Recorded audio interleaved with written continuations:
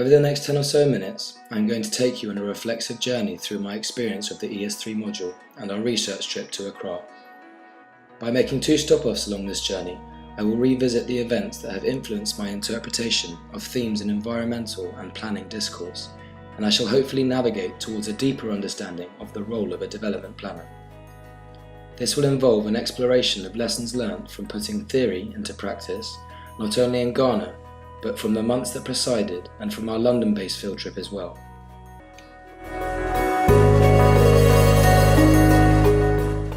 Throughout my earlier experiences on the ES3 module, I spent a lot of time exploring the power of mapping. My research in Elephant and Castle inspired me to reflect on this debate. However, during the months that led up to our departure for Ghana, I considered the role that mapping might take in a new and completely different urban setting. The power it could hold was clear to me, but how was I going to adapt not only the techniques, but also myself to the mapping exercises that I would carry out in Accra? And how was I going to draw out the same level of analysis and provocation? In Ghana, I discovered firsthand the power of mapping from a very different perspective. This power manifested itself in the ability that mapping exercises have in being able to mobilize people and bring to life the intangible functionings of social dynamics. The day that we mapped farm plots at CSIR in Accra was the perfect example of this. Farmers from across the entire site took part in our mapping exercise, and the process of mapping brought many hidden realities to the forefront. In an orderly fashion, an individual farmer drew out plots on the ground, one by one, with assistance from a few members of the group of farmers. The farmers had produced a sketch map of every single one of their plots in relation to each other, a list of who owned which plot, the number of beds they owned, and the specific crop types growing in each bed. Going beyond this, the mapping process revealed a hierarchy of power amongst the farmers, a demonstration of internal politics, and proof that the collective knowledge and organisational capacity of the farmers at CSIR was already particularly strong. This chain of events flicked the switch that generated my first aha moment. That the actual process and not the output of mapping can reveal some of the most valuable information when engaging with communities in development.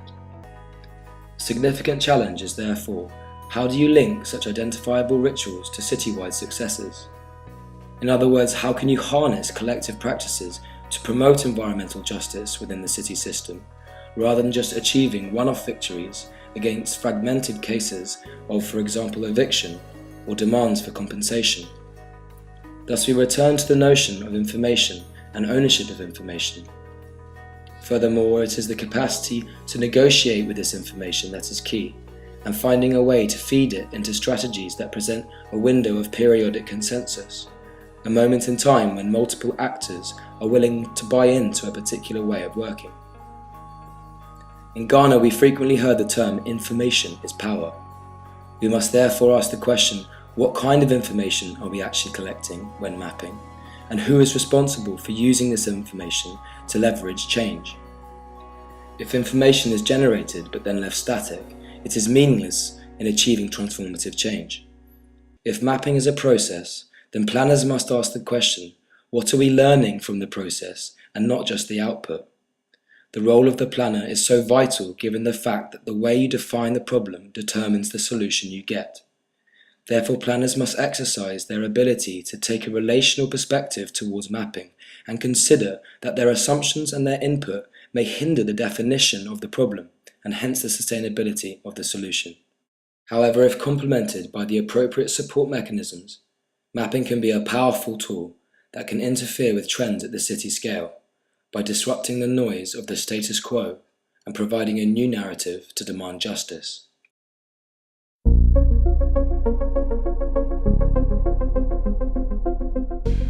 Some of the biggest challenges in urban planning are how to define environmental justice and also how to achieve it.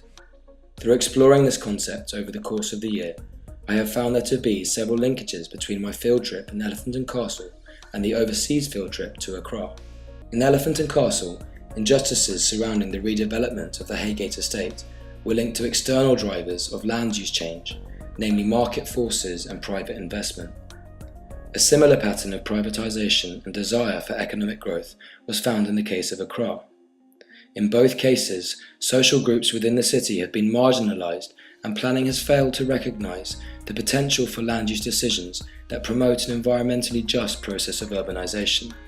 Another link that follows from this is that in both cases, the response at the community level has been social mobilisation and the transient use of space.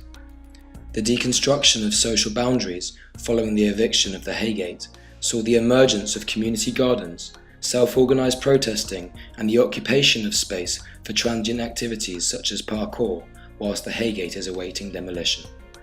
In Accra, urban farmers have mobilised themselves to form savings groups and farmers associations. Backyard gardening is found in areas of real estate development whilst houses are being built, and farmers have found a new role as custodians of the land, often on a temporary basis. London and Accra are worlds apart, both physically and socially. However, placemaking clearly knows no bounds and is occurring on a daily basis and takes a number of forms that I have never considered until recently. The farmers of Legon all had a sense of place.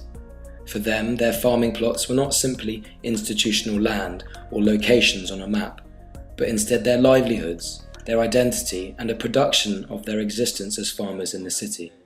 I have come to realise that despite being worlds apart, London and Accra are both the sites of placemaking and the sharing of space. They are the starting points of individual fulfilment, daily living, and community building. However, the planning implications are also certainly worlds apart, and this demands that as a planner, one must navigate through a sea of complexity to truly understand and achieve transformative change. I have learned that some of the most important skills are the ability to see holistically whilst thinking analytically, to be able to make trade-offs between what is achievable and desirable, and to be able to justify that decision to compromise.